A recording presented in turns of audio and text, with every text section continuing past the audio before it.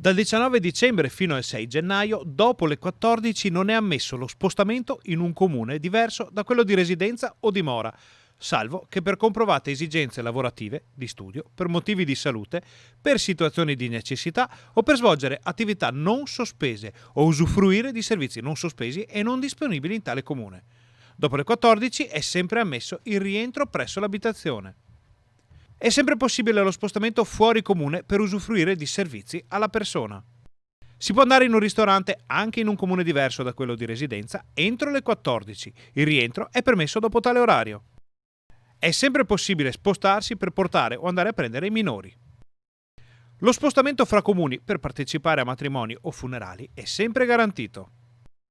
È sempre possibile spostarsi da e per stazioni di trasporto pubblico per esigenze di viaggio e per accompagnare altre persone.